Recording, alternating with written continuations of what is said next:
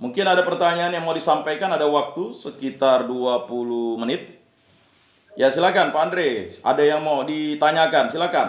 Nah, sudah. Ya Pak, Wah, terima kasih mantap Pak. Pak Timotius Ngacam. Timotius ini anaknya Paulus ya.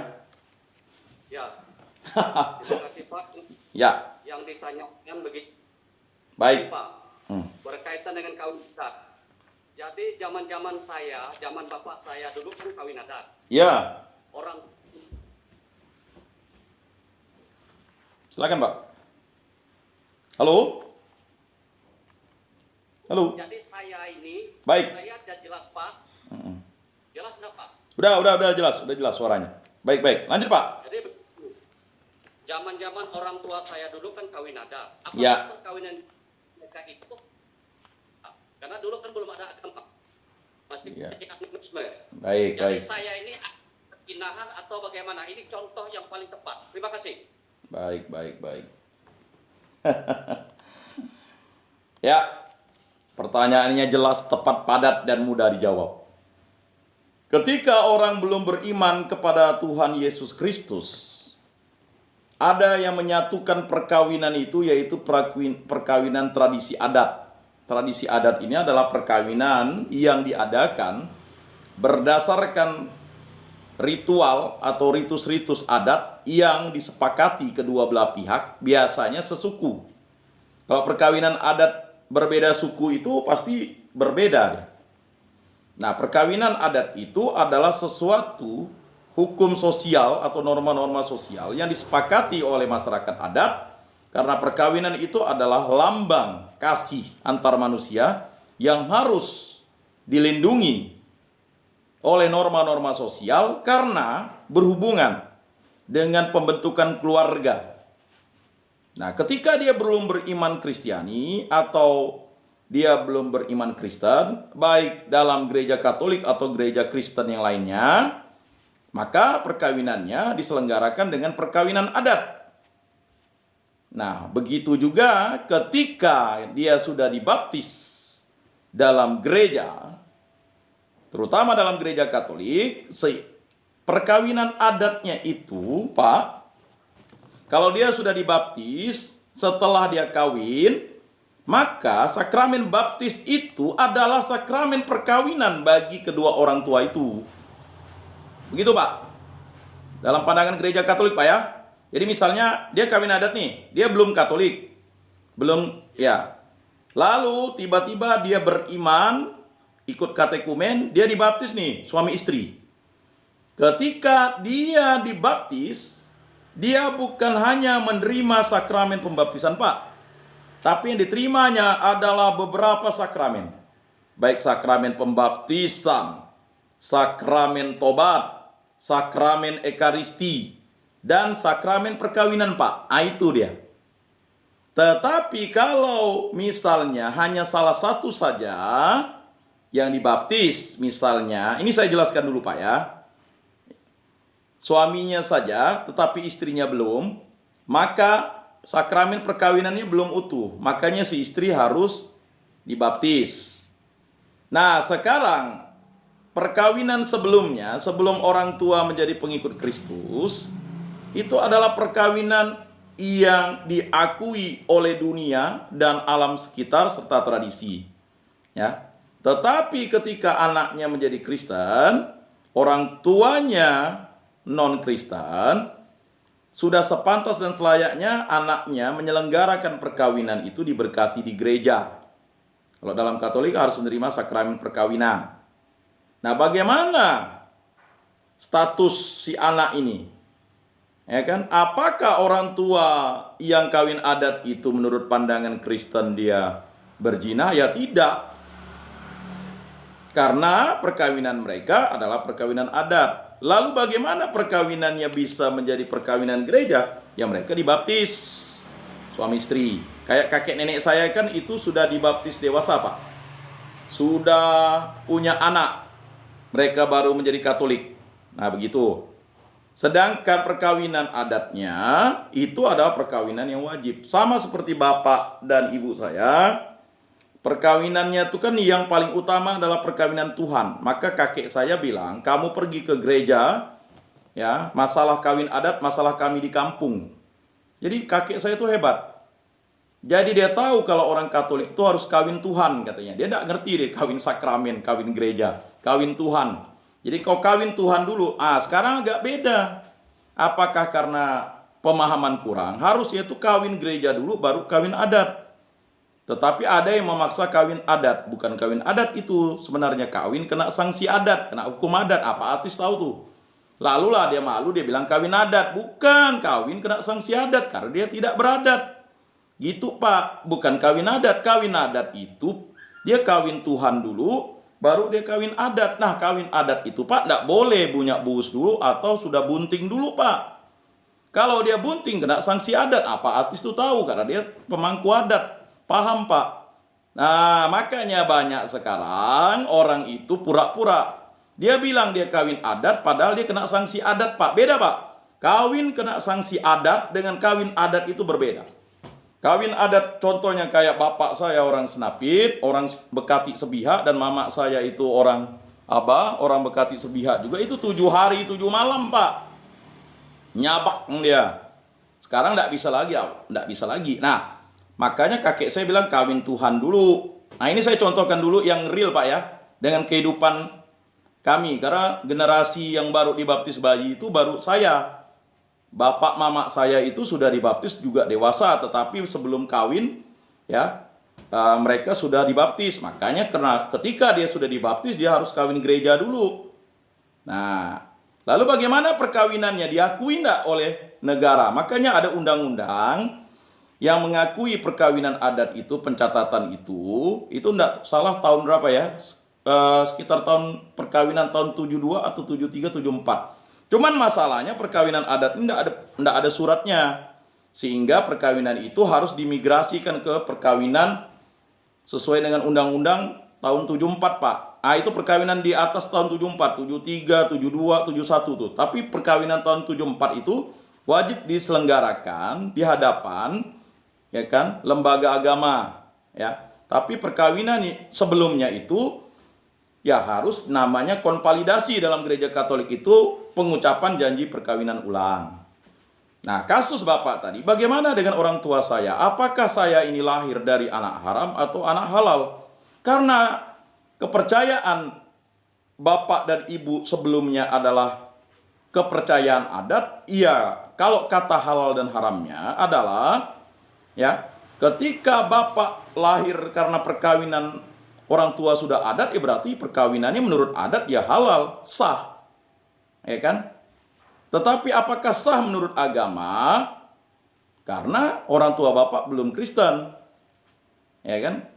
Ketika dia menjadi Kristen, kalau dia menjadi Katolik Pak, dia tidak perlu lagi harus diberkati dalam gereja karena sudah dibaptis. Kalau dia dua-duanya masuk, ya kan? Kalau dalam gereja Katolik lebih simpel. Ketika dibaptis ya udah perkawinannya diakui. Nah, jadi begitu Pak. Gimana Pak Timotius? Silakan. Jelas Pak, jelas, sangat Sangat jelas. paham saya. Makanya Bapak, mama saya memang zaman dulu waktu langsung habis. Baik. Baik, masih ada yang mau bertanya? Masih ada 12 menit. Silakan. Pak Agus Matius mungkin? Pak Andre mungkin mau bertanya? Udah lama Pak Andre tidak bertanya. Pak Atis mungkin mau bertanya? Tenang-tenang mendayung nih Pak Atis nih. Sudah dimati ya bingkisannya ya. Ya puji Tuhan lah. Lumayan ya Pak Atis. Ini Pak, saya silakan Pak Andre. kemarin begini Pak, ada teman di sini. Ya. Setelah mengkonfirmasi ternyata dia itu kan pengikut gereja Advent. Oh, ya. Jadi dia itu awalnya Katolik. KTP juga masih Katolik. Tapi ternyata kemarin menikah karena di daerahnya itu katanya lebih aktif Advent. Ya. Sampai gerejanya pun lebih eksis Advent katanya. Jadi mereka menikah secara Advent. Advent. Saya bilang saya bilang sama dia, kamu memang sebenarnya mau kemana? Kalau KTP dia dan kakak dia katanya masih Katolik. Katolik. Tapi udah menikah secara Advent. Ya. Jadi terakhir saya berikan semacam Pemahaman. masukan. Saya bilang, kamu nikah rehab lagi, saya bilang. Baik. Jadi atau macam mana Pak gambaran sebenarnya kalau memang seperti itu? Ya. Yang disahkan oleh gereja Katolik adalah perkawinan beda gereja seperti Katolik dengan Advent. Karena dia perkawinannya di gereja Advent itu dianggap oleh gereja Katolik itu belum perkawinan yang sakramental. Jadi dia harus dikonvalidasi lagi di gereja Katolik, Pak. Jadi perkawinannya itu dilaporkan ke paroki terdekatnya, ya. Ketika dia, makanya perlu yang namanya surat baptis itu, ya. Jadi secara sakramental perkawinannya bukanlah perkawinan sakramen, ya. Di dalam gereja Advent dianggap perkawinan gereja, tetapi di dalam gereja Katolik bukan perkawinan sakramental dan tidak pernah dicatatkan dalam, ya, gereja Katolik, ya kan? Nah, kayaknya ada yang pulang tuh, puji Tuhan. Selamat ya. Ya. Yang pulang Pak. Ya, baik, puji Tuhan, haleluya. Tadi saya katakan itu karena kehendak Tuhan. Selamat. Semoga nanti berkarya ya. Pak, siapa yang pulang nih? Pak Prestin. Ya, selamat jalan, Pak. Ya, semoga nanti ya melayani, Pak. Jangan lalu diam-diam saja setelah pulang. Selamat jalan, Pak. Ya, Tuhan memberkati, menyertai dan melindungi. Ya. Jangan kembali lagi, Pak. Siap Pak, siap. Lanjut, Pak. Jadi seperti itu. Jadi perkawinannya harus dikonvalidasi, Pak. Istilah rehab itu sebenarnya itu hanya istilah di Kalimantan, Pak. Pak Andre. Ya, istilah di Kalimantan untuk memudahkan pemahaman orang-orang Katolik di Kalimantan saja. Tapi kalau di luar Kalimantan itu konvalidasi namanya, konvalidasio. Atau pengucapan janji perkawinan ulang. Karena susah nyari bahasa yang sepadan dibilang kawin rehab. Karena perkawinan itu tidak bisa direhab. Nah, jadi perkawinannya harus dikonvalidasi lagi. Ya. Kemudian nanti pencatatannya di mana? Ya pasti pencatatannya di gereja Katolik. Nah, jadi seperti itu. Nah, persoalan-persoalan itulah yang sering terjadi, Pak. Ya, dibaptis di gereja Katolik, padahal sebenarnya perkawinannya itu, ya, itu namanya perkawinan beda gereja. Tetapi kalau dalam hukum negara itu perkawinan beda agama sudah, karena Kristen Advent itu masuk dalam denominasi Kristen. Maka disebut Kristen saja. Jadi begini, Pak, mengapa dulu Kristen Advent itu tidak masuk dalam gereja Kristen Protestan dulunya? Makanya akhirnya karena banyak desakan itu, denominasi kayak Kristen Ortodok, ya kan, kemudian Kristen Anglikan, Kristen Advent, Kristen Pentakosta, itu makanya diakomodirlah dia itu agamanya Kristen, gitu, Pak. Ya kan? Kalau orang Katolik atau itu udah pasti Kristen, makanya agamanya disebut Katolik saja. Katolik pasti Kristen, ya kan? Kristen belum tentu Katolik, masih banyak denominasi, maka ada agama Kristen. Di Indonesia, Pak, ya, nomenklaturnya harus dipahami itu tahun 2000-an. Sehingga mereka masuk di dalam, ya kan, di negara dicatatkan dalam agama Kristen. Nah, sedangkan persoalannya itu juga, jangankan persoalan ini, beda denominasi juga menjadi persoalan, ya kan, di dalam gereja-gereja Kristen itu, ya. Nah, dalam gereja Katolik ya tinggal dia ngelaporkan saja bahwa telah terjadi perkawinan, dia diberkati di sana, nanti kan dia melapor ke ini. Tetap dia harus perkawinannya itu, ya, kalau dia melaksanakan 2 pemberkatan, ya memang harusnya 2 pemberkatan di gereja Katolik dulu, setelah itu di gereja Kristen Advent. Tidak ada masalah kan? Yang buat masalah yang kawin, Pak. Kita yang tak kawin nih jadi bingung juga gitu. Tapi kita jawablah. Jadi begitu, Pak Andre. Oke, Pak. Ya. Kebetulan orangnya juga lagi keluar ini. Nggak apa-apa. Suruh dia nanti, kalau sudah keluar nanti urus saja ke gereja Katolik supaya dia bisa menerima sakramen Ekaristi begitu. Ya. Persoalannya ketika dia tidak menerima sakramen perkawinan atau sakramen pernikahan atau sakramen di gereja Katolik, jadi dia akhirnya tersandung, menjadi batu sandungan untuk dia untuk menerima sakramen Ekaristi.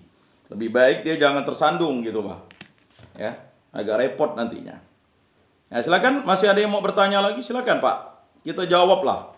Karena lama kita ndak ada buka tanya jawab nih. Pak Atis mungkin mau bertanya? Tidak ya, udah jelas Pak ya. Luar biasa Pak Atis nih. Silakan yang lain, Pak Timotius mungkin ada bertanya lagi? Masih ada kesempatan Pak? 6 menit. Siapa tahu ada persoalan-persoalan yang bisa diselesaikan ya kan? Ya minimal lah dipahami. Hah? Baik, cukup ya. Baik, terima kasih. Semoga kita berjumpa di minggu depan lagi. Mari kita tutup bimbingan penyuluhan dan katekese kita ini dengan berdoa. Dalam nama Bapa dan Putra dan Roh Kudus. Amin. Allah Tritunggal yang Maha Kudus, kami bersyukur di hadapan-Mu karena rahmat-Mu kami dapat berjumpa, baik di dalam gereja ini dan di jalur online. Semoga apa yang kami pelajari pada hari ini dapat memberikan kami pengetahuan iman dan memampukan kami menjadi saksi-saksi iman yang hidup. Berkatilah istri-istri kami, anak-anak kami, cucu-cucu kami, orang-orang yang kami sayangi, dan juga mungkin orang-orang yang membenci dan kami benci. Agar dengan rahmat pengampunan kami dapat mengampuni, dan orang yang membenci kami juga dapat mengampuni. Kami juga berdoa bagi kawan-kawan kami yang sedang sakit, agar Engkau jamah, Engkau pulihkan sakitnya, dan juga yang menghadapi persoalan, Engkau angkat persoalannya. Begitu juga kami bersyukur atas saudara kami yang telah dibebaskan hari ini. Semoga dia tidak akan kembali lagi di tempat ini, tetapi dia mewartakan menjadi saksi-saksi iman yang hidup di rumahnya, di daerahnya, di kampungnya, di kotanya, dimanapun dia berada. Dan berkatilah kami yang berkumpul pada hari ini agar kami selalu bersemangat dalam hidup dan kami mampu mewartakan karya agung-Mu dengan memuliakan nama-Mu. Semua doa ini kami serahkan perantaraan Tuhan kami Yesus Kristus yang hidup dan beraja kini dan sepanjang segala masa. Amin. Dalam nama Bapa dan Putra dan Roh Kudus. Amin. Salam, salam kasih, damai dan sejahtera. Tuhan memberkati, menyertai dan melindungi. Salve.